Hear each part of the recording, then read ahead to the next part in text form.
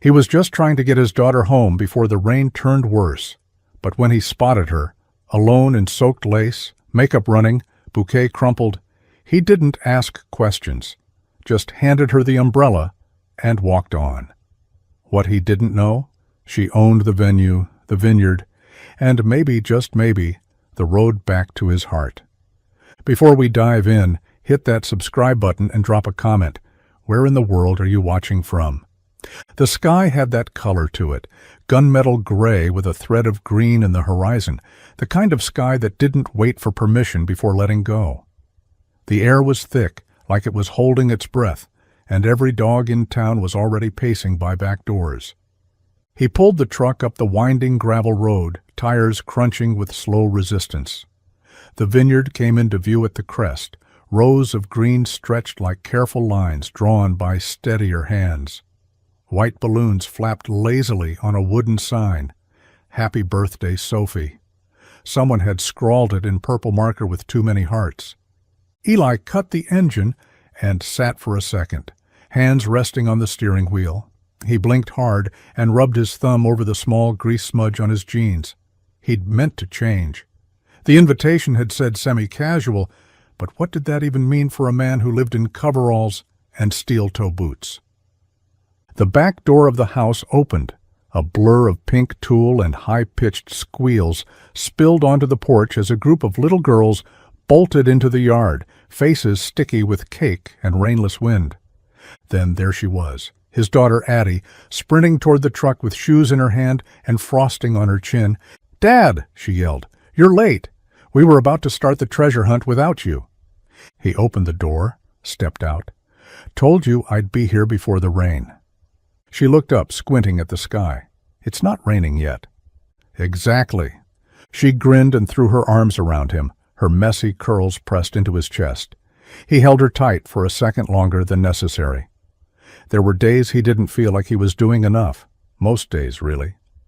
But when she looked at him like that, unbothered by the world, safe just because he showed up, it quieted everything else. "You say thank you to the host?" he asked, glancing toward the house. She pointed. She wasn't there, just a lady in charge of decorations, said the owners away. Eli nodded, but something about that struck him odd. A place this polished, this put together, and no one to show face? He grabbed her shoes, took her hand, and they walked back toward the truck. Behind them, the clouds rolled in fast, and somewhere farther down the vineyard path, a woman in a wedding dress stood still in the rows, soaked, silent, and unseen. He saw her as he turned the truck around, slow on the bend where the vineyard path met the old service road, where the grape rows thinned and the trees broke just enough to let in the wind.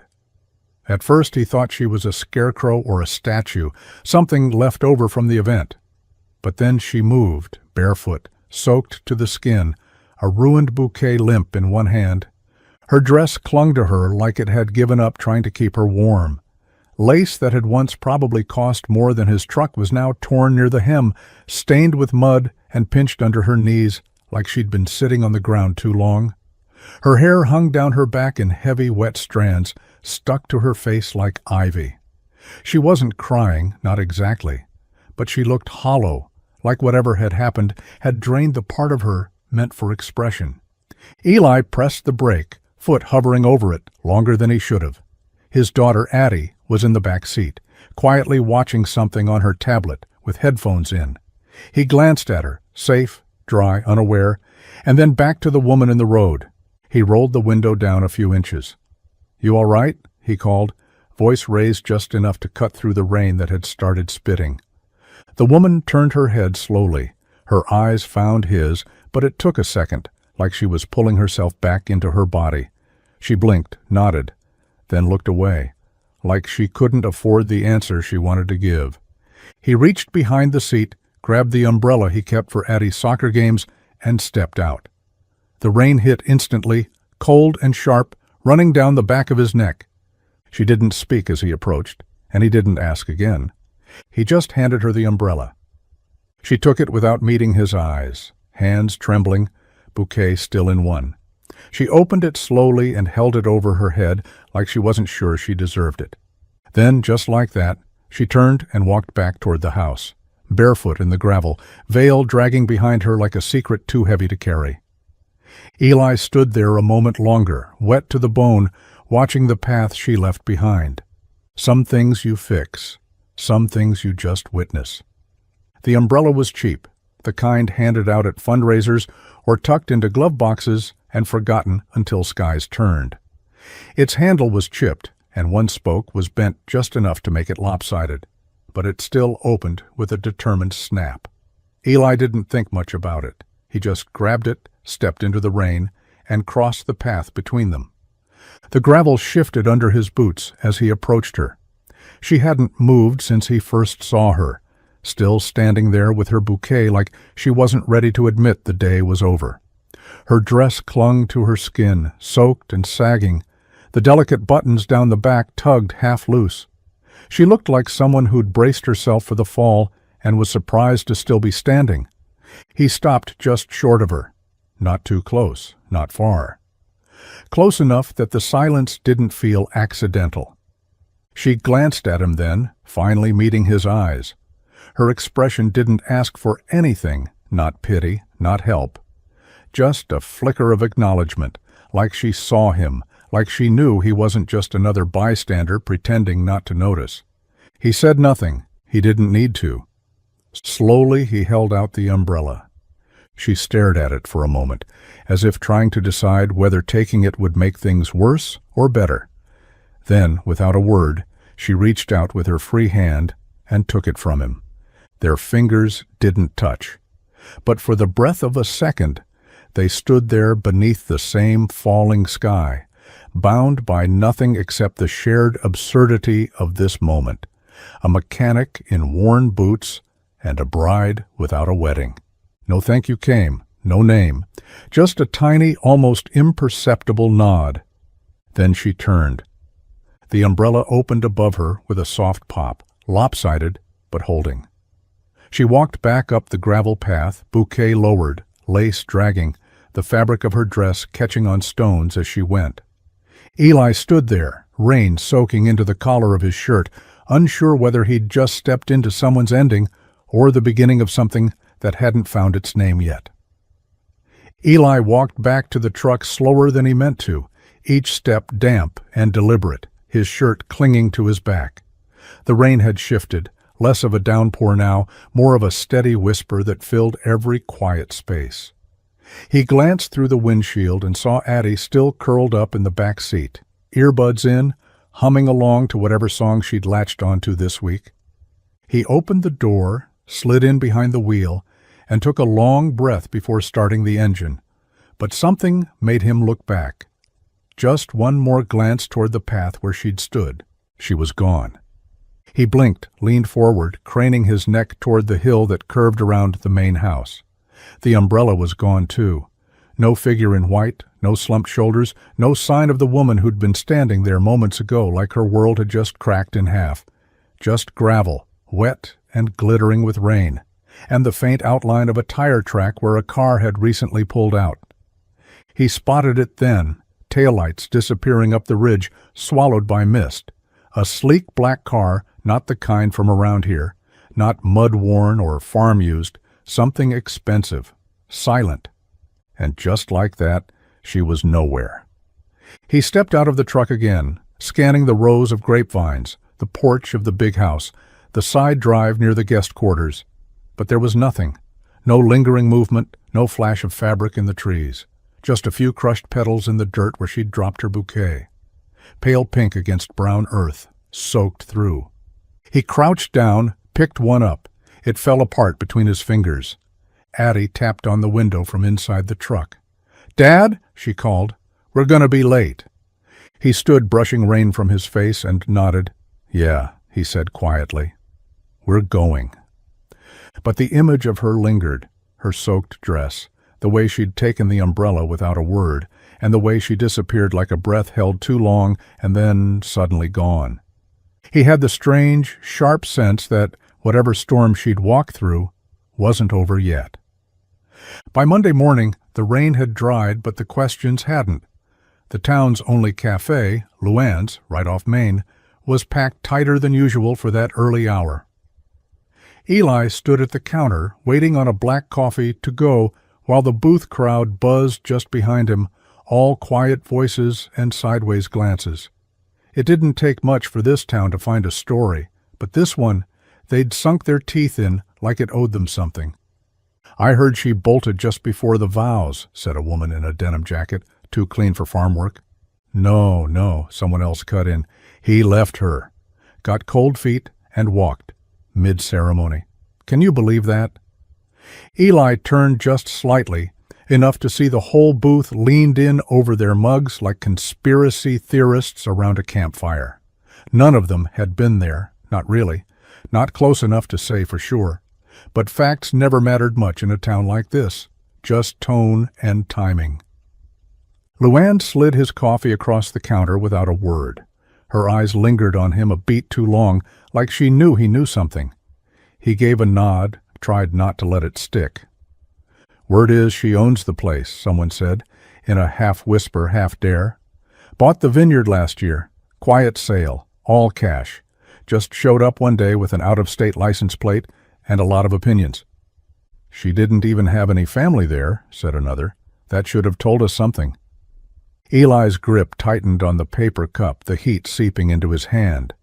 He didn't turn back toward them, didn't correct a single thing. He thought about the woman in the rain, barefoot, silent, shaking, and how none of these people had seen her like that, not vulnerable, not undone. As he pushed the door open, the bell overhead chimed its thin little song. The morning air hit him clean, but the noise followed. Even in their softest tones, people here could be brutal with what they didn't understand. He took a sip of the coffee, bitter and overbrewed, and kept walking. Some stories needed time to speak for themselves. Others just needed someone to stop talking long enough to listen.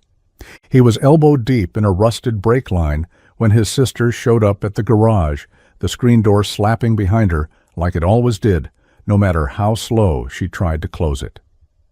She stood just inside, arms crossed, keys dangling from one hand, watching him the way older sisters do, like they're always a little ahead, even when you know they aren't. "You hear the latest?" she asked. Eli didn't look up from the truck. "If it's from Luann's, I've heard enough." "It's not rumor, it's record." That made him pause. He stood, wiped his hands on a rag already stained from the week before, and looked at her.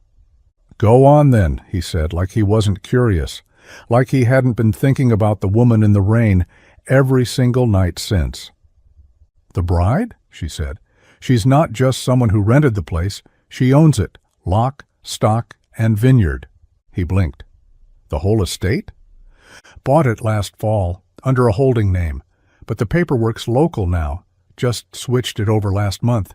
She's been fixing it up in phases. Quiet rebrand.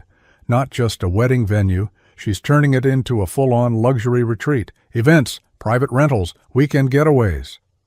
Eli exhaled slowly. "That why no one's seen her around town?" His sister nodded. "She's not hiding. She's working. Replanting vines, hiring staff. That whole setup up there, she's building something." He leaned back against the hood of the truck, the metal cool through his shirt.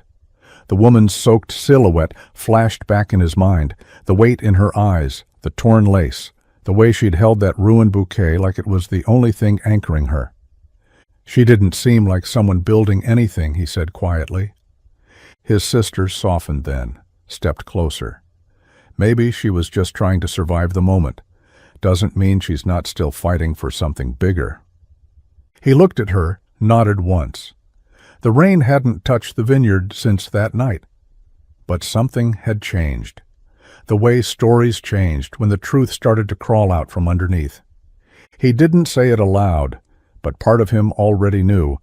People who bought vineyards alone didn't run from weddings because they were weak. They ran because they still had something left worth protecting. It was 3 days after the rain, and the air had gone dry and sharp, the kind of weather that hinted fall was closer than it looked. Eli had just finished fixing the loose gate hinge out back, one of those chores that didn't matter to anyone, but still gnawed at him if left undone. As he rounded the porch steps, something caught his eye by the door, leaning against the siding, almost like it had walked itself there. The umbrella, same cheap frame, still lopsided, though someone had wiped it clean. The fabric was neatly folded, the handle set just so, not dropped or forgotten, placed, deliberate. He stared at it for a long moment before bending down to pick it up. As he did, something slipped from inside, tucked beneath the band that held it closed. A note, small, folded once. He hesitated, then opened it. The handwriting was careful, graceful even, but unsteady in parts, like the pen had paused more than once mid-thought. Thank you for seeing me when I wasn't sure I existed anymore. The world feels heavier in lace. I'm sorry I didn't say more. V.H., no name. Just those 2 letters tucked like a secret at the bottom. Eli read it twice, then once more, slower. He tried to picture her writing it, where she'd sat, what expression she'd worn. Had her hand shaken? Had she cried? Or had she written it quickly, afraid that too much time might stop her from saying anything at all? He folded the note again, slid it into his pocket, and leaned against the porch rail, looking out at the gravel drive. Nothing out of place, nothing to chase. Just the sound of wind moving through the oak tree near the barn. She didn't owe him anything, and yet she'd left something behind. A breadcrumb, maybe. A quiet opening. He looked down at the umbrella in his hand, then back out at the vineyard road, now dry and sunlit, as if it hadn't ever carried the weight of a woman in a ruined dress and a silence thick enough to drown in. He didn't know what he was supposed to do next, but the part of him that had gone still a long time ago was listening again. The call came just after noon. Eli was under the hood of a busted Dodge, sweat dripping from his brow, the radio murmuring some low country ballad that barely cut through the drone of his thoughts. His phone buzzed against the workbench, screen lit with an unfamiliar number. He almost let it ring out. Almost. Eli James, he answered, wiping his hands absently on the leg of his jeans. A pause. Then a voice, polite, practiced, female, not hers. This is Violet Hill Estates. We were told you handle truck maintenance. He hesitated, already knowing. The vineyard supply truck won't turn over, one of the newer models. We've got a delivery window by the end of the week. Can you come out tomorrow? He looked at his calendar, already tight. Looked at his bank account in his head, already tighter. He thought about saying no. Thought about how things got blurry when proximity brought old feelings up too fast. Curiosity, caution, something quieter and harder to name. But rent didn't care about emotions, and trucks didn't fix themselves. I'll be there, he said, and hung up before he could think better of it. That night he stood on the porch for longer than usual, sipping cold coffee and watching the tree line where the vineyard road curved out of sight. The air was cooler now, that late summer kind of chill that slips into your sleeves without asking. He wondered if she'd be there, if she'd come out when she saw his truck again, or if she'd stay behind glass windows, hidden behind staff and silence. The last time he saw her, she hadn't said a word, just taken the umbrella like it was the only lifeline in the world. Now she'd left a note. Now he was going back. The next morning, he loaded his tools in quiet, told Addie he had a job across town. It wasn't a lie exactly, just a softer version of truth. By the time his truck rolled past the familiar split-rail fence and onto the gravel road of Violet Hill, the sky was wide and empty. No storm this time. But something else was coming. He felt it, deep and sure, like a gear just starting to turn. The gravel crunched under his tires as Eli pulled into the lot beside the barn. It was quiet, too quiet for a place that size. No music, no workers, no signs of the usual bustle you'd expect from a vineyard midweek. Just stillness, punctuated by the hum of late cicadas and the occasional creak of the wind shifting through the vines. He parked, killed the engine, and sat for a moment longer than necessary.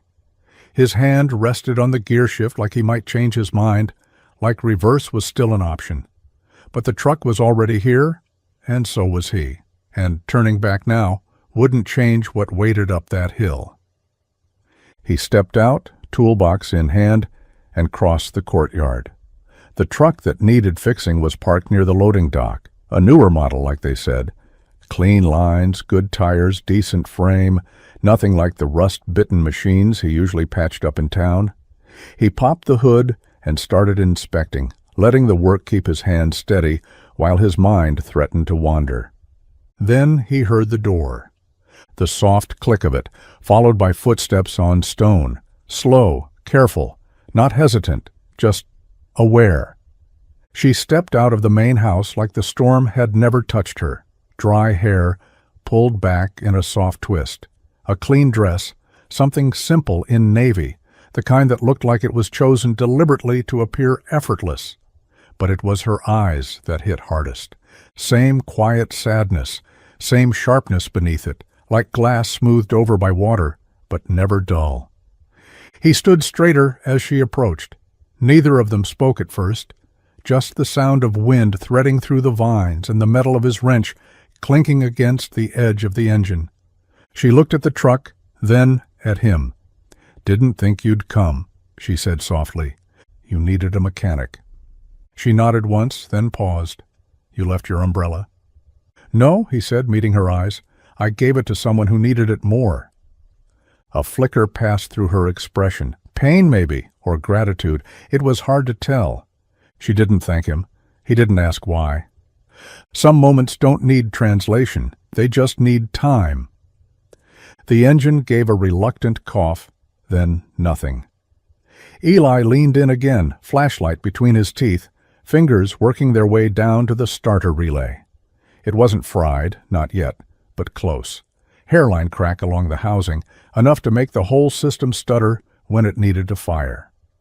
He muttered a curse under his breath and straightened up, wiping his hands on a rag as rain began to dot the windshield in slow, fat drops. She had been standing by the barn doors, arms crossed, watching, not hovering, just present, like she was trying not to intrude, but couldn't quite make herself disappear. "Bad news?" she asked, stepping closer. "Not the worst," he said, glancing up at the darkening sky. "But I'll need a new relay. Closest shop that carries one's in Parkwood, and they won't have it in stock until tomorrow." A gust of wind swept down the hill, bringing the rain with it in earnest. It came fast, sheets of it, like the sky had been holding back and finally gave in. Eli slammed the hood shut and ducked under the awning. She was already at the door to the main house, keys in hand. "Come inside," she said, voice raised over the sudden roar. "I've got coffee." He hesitated. The last time he'd stepped under that roof, she'd been a stranger in a wedding dress, half broken and soaked through. Now she was dry, composed, and offering warmth. It felt like stepping into someone else's unfinished story. But rain didn't ask for comfort. It demanded shelter. He followed her in. The inside of the house smelled like cedar and citrus. Soft light spilled from sconces along the hallway. She led him to the kitchen, open, elegant, too clean to feel lived in. She poured 2 cups, slid one across the counter to him, without asking how he took it. "Looks like the vineyard keeps catching you in the rain," she said, smiling without looking at him. "Maybe it's not the vineyard," he replied. She met his eyes then, and something passed between them. Quiet, charged, unresolved. Neither of them moved for a long moment. Outside, the storm made itself at home. Inside, so did the silence. The storm lasted longer than either of them expected. Thunder rolled low across the hills like it was circling back just to be sure. She lit the fire in the sitting room, wood already stacked, matches kept in a small ceramic dish on the mantel. The flames caught quickly, casting flickers of gold across the hardwood floor and the soft fabric of the chairs. He sat across from her, cradling his coffee, damp jeans, stiff against the warmth. She'd brought out a thick sweater and pulled it over her dress, sleeves too long, cuffs gathered at her wrists. It made her look younger, or maybe just less like the woman he'd first seen in lace and ruin. Neither spoke for a while. The fire did enough talking, pops and crackles breaking up the hush. "You have a daughter," she said finally, not a question, just an observation. He nodded. "Addie, she's 9, stubborn, kind, thinks glitter belongs on everything." A small smile touched her lips. "That sounds exhausting." "Only when she's awake."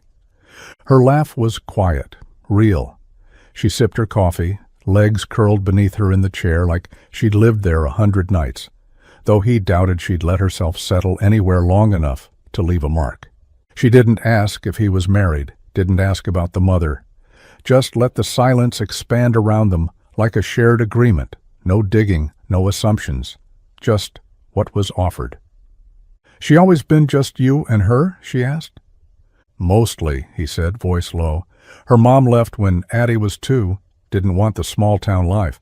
I guess I didn't either, not really, but here I am." "Sometimes leaving feels like survival," she murmured, then caught herself. Her fingers tightened on the mug. "Sorry, that was—" "You don't have to explain." She looked over at him then, her eyes soft but guarded, like she was used to people pressing her for the whole story. He didn't ask, didn't need it. They sat like that for a long time, strangers with stories neither of them said out loud, bound by a fire, a storm, and the understanding that not every beginning starts with an answer.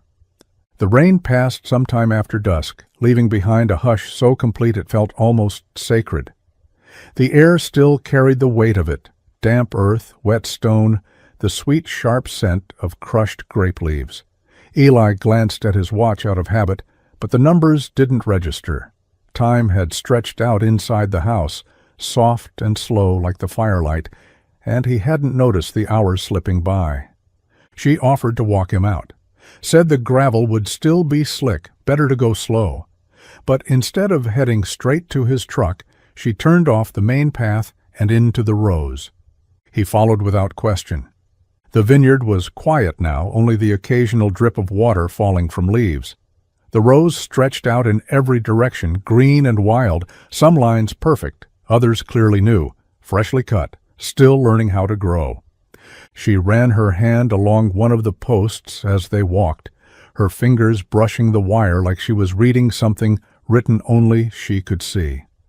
"This part was dead," she said, nodding toward a plot of younger vines. "Rot in the roots. Took half the south field. I had to tear everything out, let the soil rest. Start over." He glanced at the dark soil, damp and clean. "Looks healthy now." "It is." Her voice was softer here, different than in the house. "Took time, more than I wanted to give, but some things are worth saving." He didn't reply right away. The night was still, and the way she said it. It wasn't just about the vineyard. They walked farther, her arm brushing his once, unintentionally. He didn't move away. Neither did she. "I bought this place thinking I could make something perfect," she said, "something untouched. But it's not that kind of land. It's too honest for illusions. You have to earn it." He looked at her then, the dim moonlight catching the curve of her jaw, the exhaustion in her eyes, the quiet steadiness beneath it. "Maybe it's better that way," he said. "Things that grow after they've been broken, they tend to hold on longer." She smiled at that, small and real, and in the dark, between the rows, it felt like something just beginning to take root. By the end of the week, the stares had started. At the cafe, at the hardware store, even outside the school when he dropped Addie off. They didn't ask anything directly, not yet, but the town had a way of speaking without words. Lingering glances, half-smiles that didn't reach the eyes, conversations that paused just a little too long when he walked in. "She fixing up the whole vineyard, or just the parts you're in?" Luann asked, as she poured his coffee, voice casual, but sharp at the edges. Eli didn't answer, just nodded his thanks and moved to the back booth where he could see the door and keep his thoughts to himself. But it didn't stop the low murmurs, the quick flick of heads when he stood to leave. People noticed patterns here, a man showing up more than once at the edge of something new. That was a pattern. They didn't know her, not really. To them, she was the woman in the dress who got left, or who left first, depending on who was telling it. They hadn't seen her hands stained with soil, sleeves rolled to her elbows, voice steady as she explained how to graft a young vine. They hadn't walked beside her through rows of struggling roots or heard the way her silence could hold more weight than anyone else's words. But he had. Every day he spent at the estate, fixing the truck, reworking the old irrigation line, checking over the generator, he saw a little more. The careful way she moved through the space, always noticing the smallest things, a vine drooping, a loose board, a cracked glass. The vineyard wasn't just a project to her, it was something she was trying to save, and in doing so, maybe save herself. She still didn't talk about the wedding, or the man, or what had driven her to pour herself into these fields like they were the only place left on earth that might hold her up. But in quiet corners of work and shared coffee and long, unspoken pauses, she was becoming familiar. And in a town that never forgot who you used to be, that kind of familiarity was a risk all on its own. He hadn't meant to say yes. She'd asked in that offhand way of hers, like it didn't matter, like it wouldn't change a thing either way. If you're still around near 6, I'm making dinner, nothing fancy. You and Addie should stay. He opened his mouth to decline, the polite kind of no you give when you know something's starting to blur. But then Addie, sitting in the passenger seat with grease on her cheek and a bottle of soda in her lap, perked up like she'd just won something. "Can we, Dad? Please?" He didn't stand a chance. Now he stood awkwardly in the wide, sun-washed kitchen, watching Addie laugh at something about pasta sauce and garden herbs, while she sat on the counter swinging her legs like it was already her second home. The woman at the stove, Violet, though she hadn't offered the name directly, only through a monogram stitched into a worn apron, moved with easy confidence. Not performance, not charm, just comfort. The kind that doesn't need permission.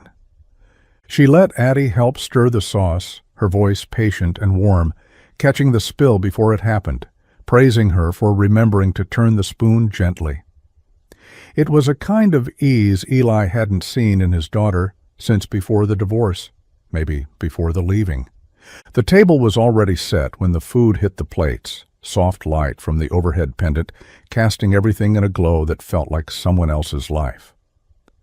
Addie chatted through most of dinner, cheeks pink with joy, her fork chasing noodles, her feet never still. And Violet listened like it mattered. Every word. Eli barely ate. Every time he looked at them, his daughter beaming, Violet smiling with something careful but real, he felt a pull, not romantic, not yet. Something deeper, something more dangerous. It felt like home. That was the terrifying part, because he'd built his world on what didn't last, on the leaving, the aftermath. And now, sitting at a table set for 3, watching his daughter fold into a warmth he hadn't given her alone, he felt the quiet edge of something beginning, and it scared the hell out of him. The night air had settled into something soft and hushed, the kind of quiet that made every small sound feel heavier. Crickets hummed in the grass. A breeze stirred the vineyard just enough to rustle the leaves. The porch light spilled a warm halo around the steps, cutting a gentle line between the house and the dark.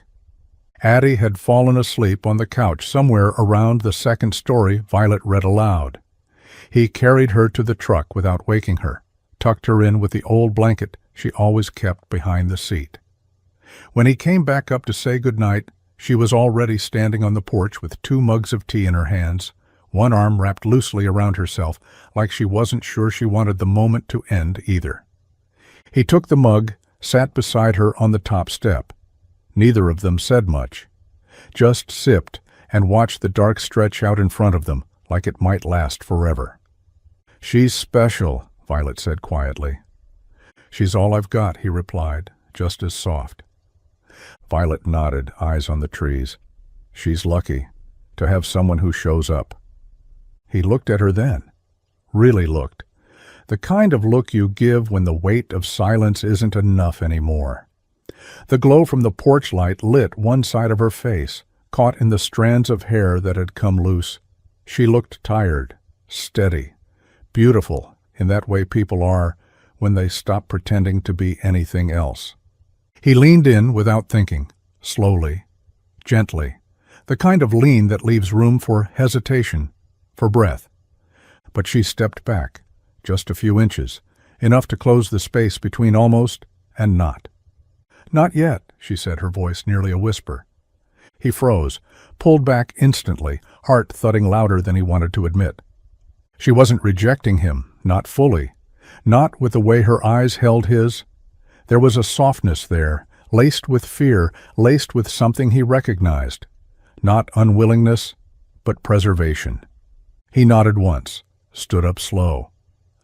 "I'll get her home," he said. Violet didn't stop him, and that somehow hurt more than if she had. It started with the sound of tires on gravel, slow, deliberate, not the usual rumble of a delivery truck or the neighbor's four-wheeler cutting through on the wrong side of the fence. Eli heard it from where he was finishing a patch on the vineyard's water line, crouched behind a row of young vines, sweat trailing down the back of his neck, despite the cool breeze. When he stood and turned toward the house, he saw the car first, black, clean, city-plated, the kind of vehicle that didn't belong out here unless it was lost or making a statement. The man who stepped out looked like he was here for the latter, tall, pressed suit, polished shoes that didn't flinch on the gravel, a man who didn't sweat, a man who walked like the world was still playing catch-up. He carried no flowers, no ring, just confidence worn like armor. Eli stayed where he was, half shadowed by the vines, watched as the man climbed the porch steps like he owned them, didn't knock, just waited by the door like he had a right to. And then she answered.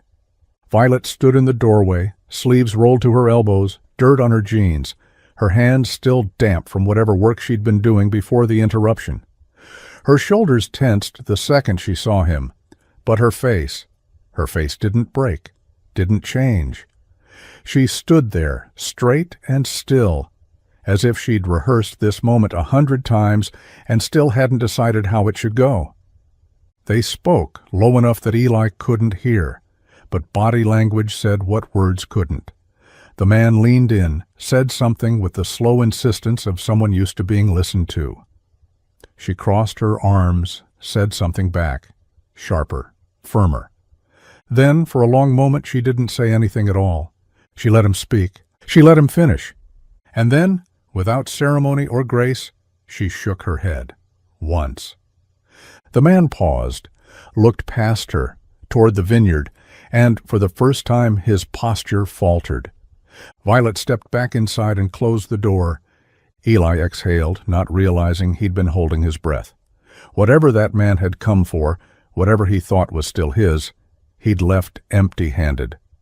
But something in Violet's eyes as she turned away said it still cost her to shut the door. The sun was sinking low when she found him behind the barn, tightening the last bolt on a new irrigation valve.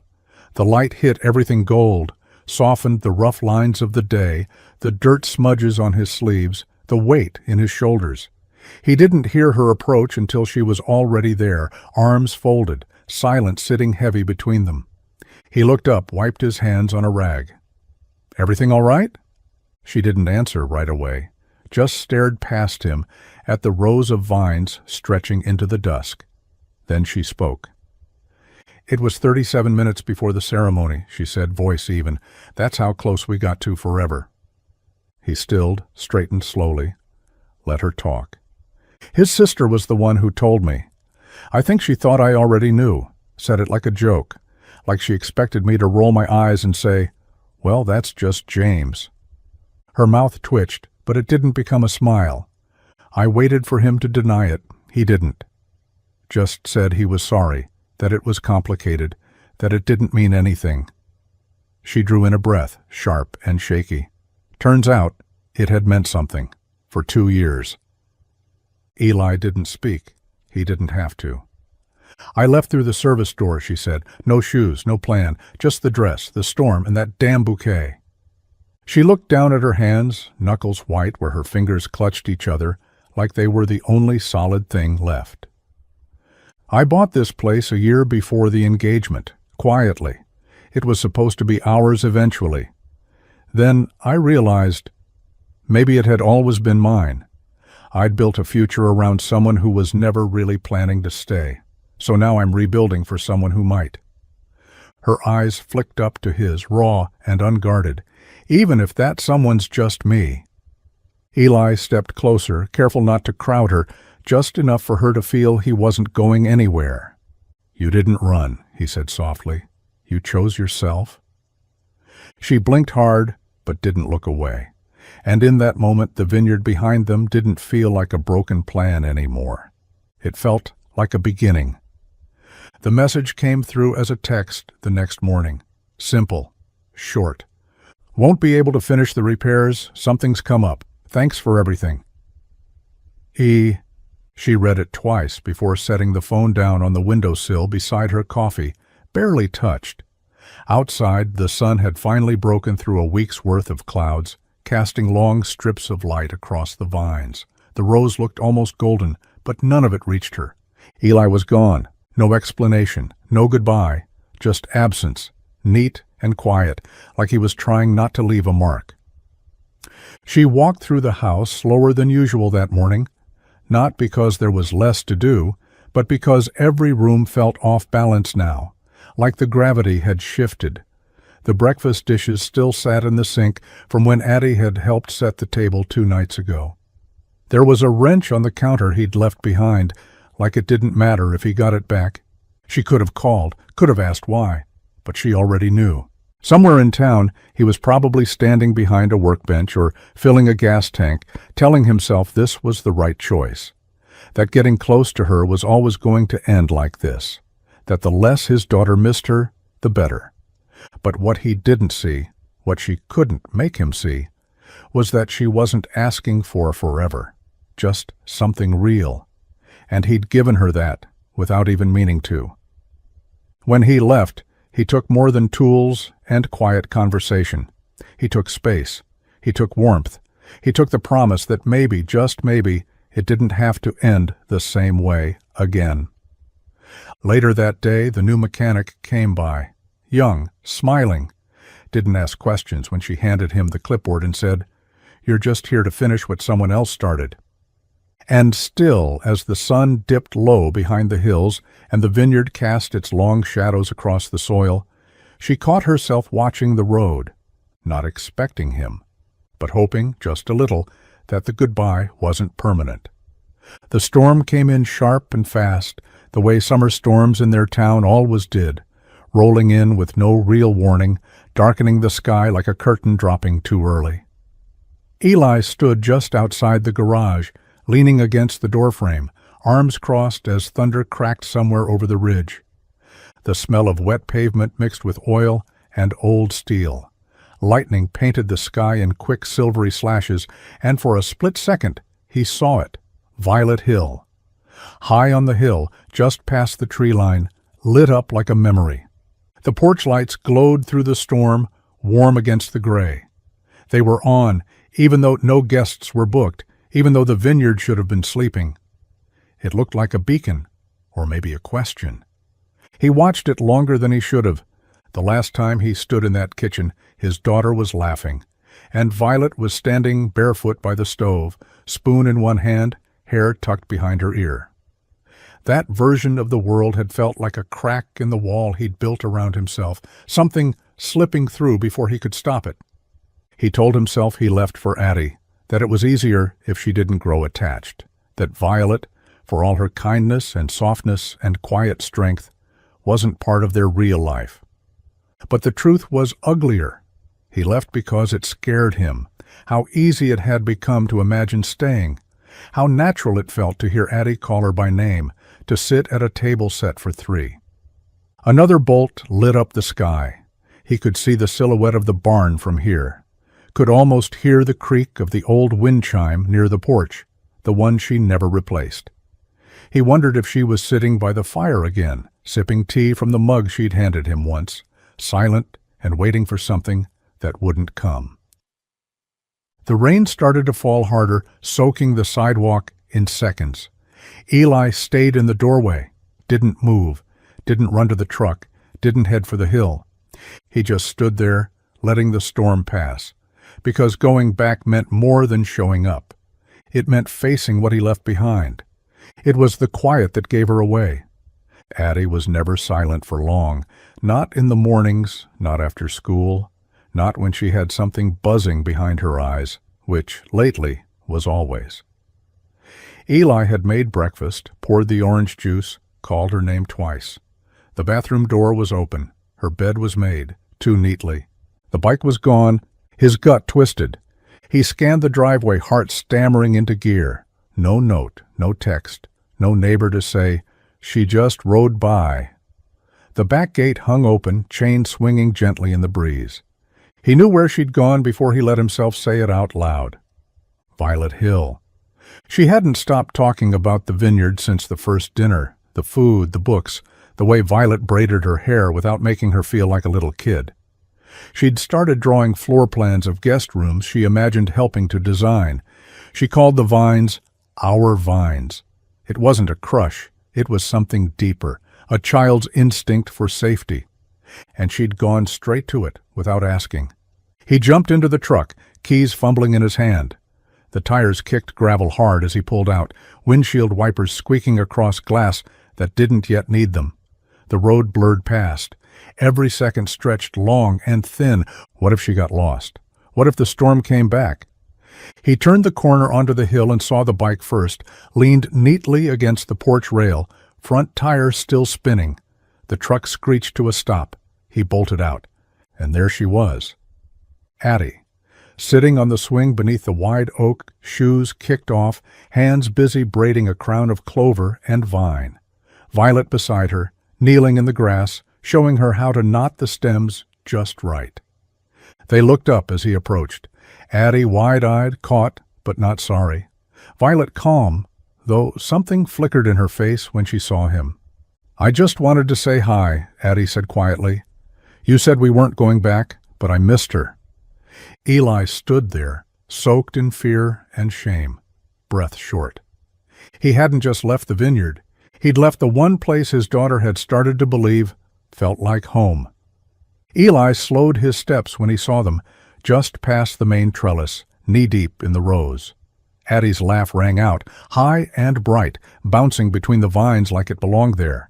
She sat cross-legged in the grass, hands full of wildflowers and clover, her shoes discarded beside her. Violet was beside her, barefoot, dress hem damp with dew, weaving stems together with fingers that moved like they'd done it 1,000 times. For a moment, he didn't say a word. He just stood there, rooted to the dirt path, watching the two people who had, somehow, without him noticing, begun to thread themselves into the same story. Addie spotted him first. Her smile faltered, then steadied. She held up the half-finished crown like an offering. "We made you one, too." His voice caught for a second. "I told you not to run off." "I didn't run," she shrugged. "I biked, and I knew where I was going." He looked to Violet then, jaw tight. Not from anger, but from something else. Guilt, maybe. Regret with a sharper edge. She didn't flinch under his stare. She didn't apologize. She just met his eyes with that same quiet steadiness that had undone him before. "She's safe here," Violet said simply. There was no defensiveness in her tone, no softness either, just truth. Eli dragged a hand down his face, exhaling hard. "You should have called."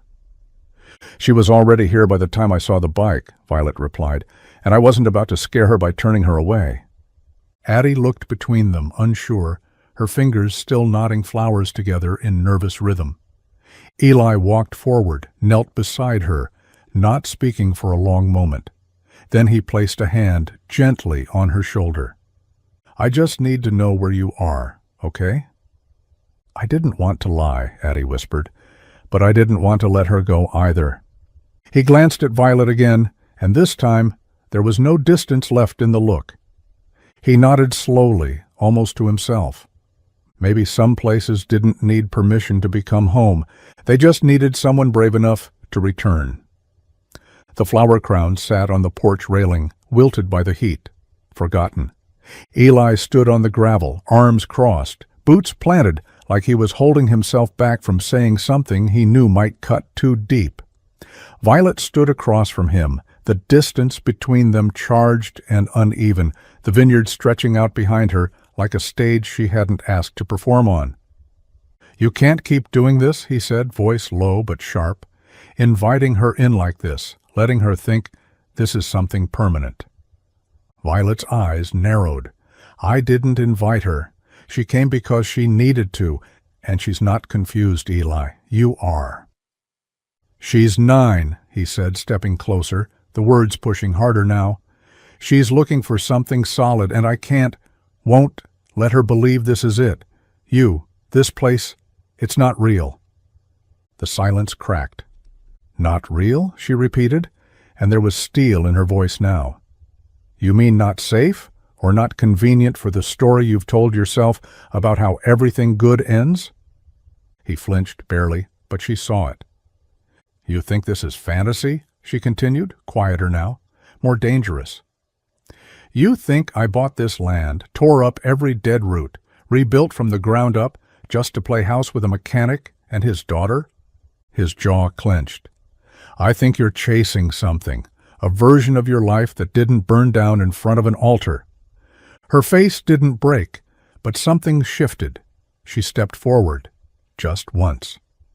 "And I think you're too scared to see what's right in front of you, that something could be rebuilt, that maybe not everything has to fall apart." Eli opened his mouth to respond, but nothing came, just the tightness in his chest, the noise in his head, the heat of standing too close to something he didn't know how to want. Violet held his gaze. "You walked away once. Don't pretend it was for her. You walked because this scared you, because I scare you." He didn't deny it, couldn't. And when he finally turned to leave, the gravel crunched louder than it should have under his feet, like the earth was registering every step he'd regret. The garage smelled like warm oil and tired decisions. Eli stood hunched over the workbench, wrench in hand, though he hadn't turned a bolt in 20 minutes, just kept tightening and retightening a perfectly good clamp. Like the more pressure he put into it, the less pressure he'd feel in his chest. The screen door creaked. His sister didn't knock. She never did. Just let herself in with that quiet kind of authority that came from knowing every version of him, including the ones he didn't like to admit, still lived in his skin. "I saw her," she said, not wasting time. "Violet, at the market. She looked like someone trying not to hope." Eli didn't look up. "She'll be fine." His sister walked farther in, heels clicking against concrete. "She's not the one I'm worried about." He exhaled through his nose, jaw tight. "It's not that simple." "No," she agreed. "It's not. Life's not. But that doesn't mean you get to run from every good thing just because it's complicated." He put down the wrench finally. She let Addie believe in something that wasn't real. That's on her. His sister crossed her arms, eyes steady. That's on you. You're the one who turned it into a fairy tale she wasn't allowed to believe in." Eli opened his mouth to argue, but the words stuck. His sister didn't wait. "You think you're protecting her by pulling away? You're not. You're just teaching her that every good thing has an exit sign." He turned toward her then, face tight with something that lived somewhere between anger and shame. "You don't know what it's like to be left, to be the one holding the pieces while everyone else walks away." She stepped closer, softened. "I know more than you think, but I also know not everyone leaves." She pointed to the floor, to the oil-stained concrete under their boots, to the walls they grew up inside. "Some people stay. Some people plant roots, even when it's hard, even when they're scared." Her voice dropped to something gentler. "Maybe it's time you stopped bracing for goodbye and started believing in the people who choose to stay." And for the first time in a long time, Eli couldn't tell if the ache in his chest was from guilt or from hope fighting to be let back in. The email came through just after sunrise, blinking cold and final in the inbox marked urgent. Violet stared at it from her kitchen table, fingers curled around a mug she hadn't touched. The subject line was short, withdrawal of capital commitment. Her thumb hovered above the trackpad, pulse steady but low. She clicked. The letter was formal, polite, in the way legal language is always polite, stripped of heart, heavy with finality. The investor cited recent public optics and unanticipated reputational risks, a thin veil over what everyone already knew. Word had spread. The photos, the speculation. A bride in soaked lace walking barefoot through her own vineyard. Headlines didn't care about context. They cared about stories that sold. Her wedding had become one of them. She closed the laptop without finishing the email. Her chest felt too tight, like there wasn't enough air in the room. Outside, the vines shimmered with morning dew, unaware they were now orphaned again, caught in another half-finished dream. The investor had pledged nearly 40% of the final renovation phase, guest cabins, spa add-ons, the final insulation on the main lodge. It wasn't just money, it was the difference between launching and folding, and without it, she was teetering. A knock came at the back door, one of the crew, a supply delay, another cracked beam in the guest house, a reminder that everything fragile was still pretending to be strong. She nodded, made notes, smiled when she had to. And when the door closed again, she let herself sit on the floor of the pantry, knees pulled to her chest. She didn't cry. She just sat there, letting the silence say what she couldn't. Maybe the town was right. Maybe the vineyard didn't need another outsider with ambition and heartbreak, pretending she could turn soil into salvation. Maybe people like her didn't get to have both, healing and a future. She thought of Eli, of Addie's laugh, of the way roots grew slow but stubborn. Then she stood. The vineyard wasn't finished, but neither was she, not yet. The sun was setting fast, bleeding orange into the windows of the guest house as Violet folded the last of the linens into a cardboard box. Dust clung to her jeans, her sleeves rolled to her elbows, sweat at her collarbone. The room was stripped down to its bones, no art on the walls, no cushions on the bench near the window, just quiet resignation in every bare corner. The vineyard, for the first time in months, felt like it was holding its breath. No workers, no music, no hope. She paused in the middle of the room, hand on a box flap, heart steady in that way it gets when you've already made the decision, and all that's left is follow-through. Then she heard it. The crunch of tires on gravel, not fast, not urgent, just steady. Her breath caught. She didn't move at first, didn't trust it. People could show up for a lot of reasons. Unfinished business, guilt, one last look at what they were walking away from. She'd learned not to expect anything beyond the first step. But when she stepped out onto the porch, he was already halfway up the path. Boots coated in dust, a red-handled toolbox in one hand, that quiet determination in the set of his shoulders. Eli stopped a few feet from her, didn't look at the boxes stacked behind her in the doorway, didn't look at the window where the curtains had already been pulled down. Just looked at her like she hadn't left at all, like she'd always been right where she needed to be. "You're late," she said, voice soft but edged. He nodded. "I had to figure out if I was showing up for the vineyard or for you." "And?" He stepped closer, setting the toolbox on the porch like it belonged there, like it was home. "For both," he said, "if you'll let me help finish what you started." She didn't cry, but something in her broke open then, the way land softens just before spring. She stepped back to let him in, and this time he didn't hesitate. By the time the first string of lights flickered on, the vineyard had already begun to hum, not with machinery or hammers or the low thrum of work, but with people, real people, talking, laughing, wandering between rows of vines that had once been bare, uncertain, and are now rich with green, ripe with promise. Golden bulbs looped from post to post, casting everything in a soft, forgiving glow. It made the wood of the barn look warmer, the tables more inviting, The stone walkways like something pulled from memory. The air smelled like rosemary and citrus. And somewhere near the outdoor oven, someone was tearing fresh bread with their hands, offering it like communion. Violet stood near the entry archway, hair tucked loosely at her neck, a deep green dress brushing the tops of her sandals. Not glamorous, not polished, just right. Like the land had finally settled around her instead of trying to spit her out. She watched guests with a quiet smile, her hands clasped in front of her to still the tremble she couldn't quite shake. Then came the sound that broke her wide open. Laughter, high and wild, cutting across the field like a bird in flight. Addie, barefoot, racing through the tall grass in a dress she'd insisted on picking herself.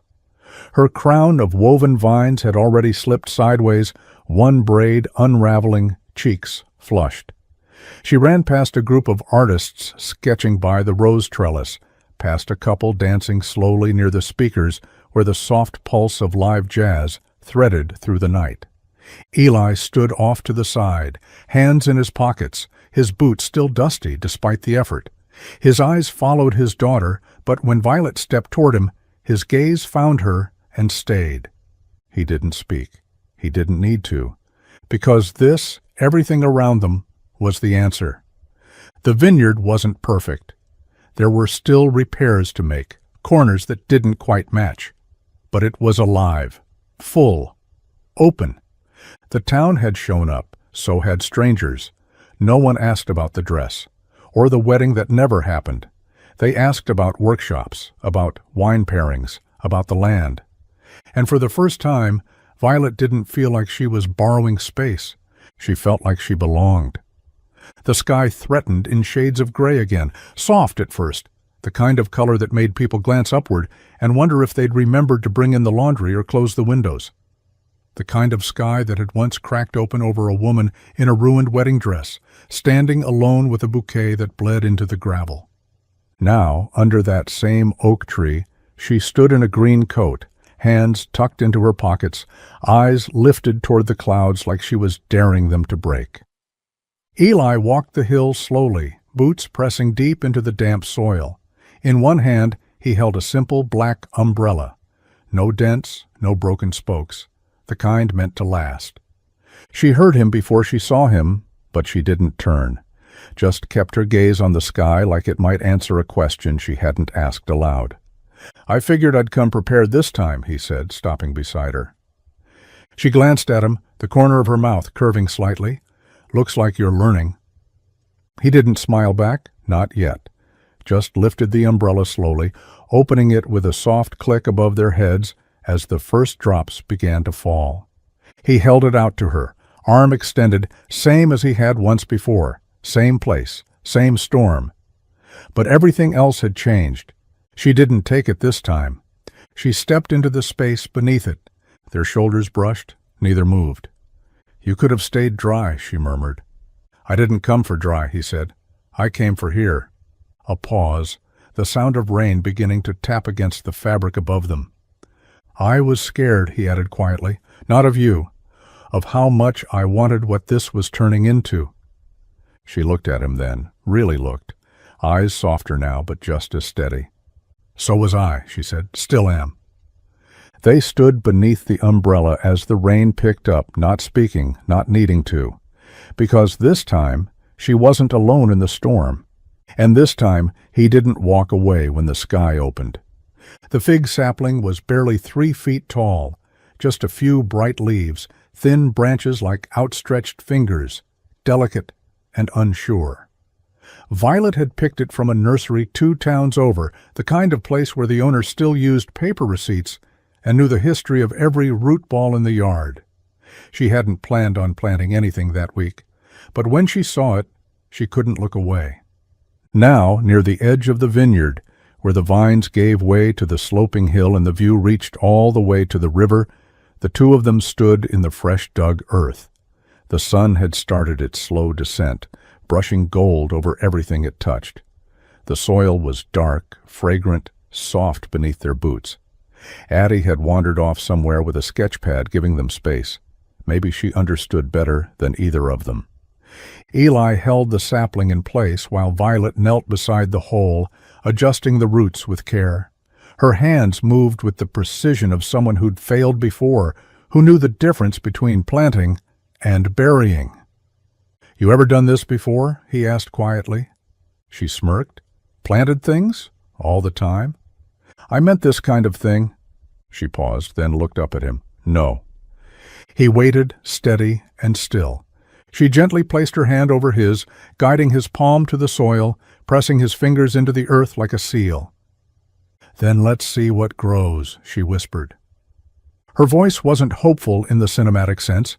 It was quieter than that, realer, like someone who had seen things fall apart and still found the strength to stay. They finished the planting in silence, packed the soil down, added water from a rusted tin pail.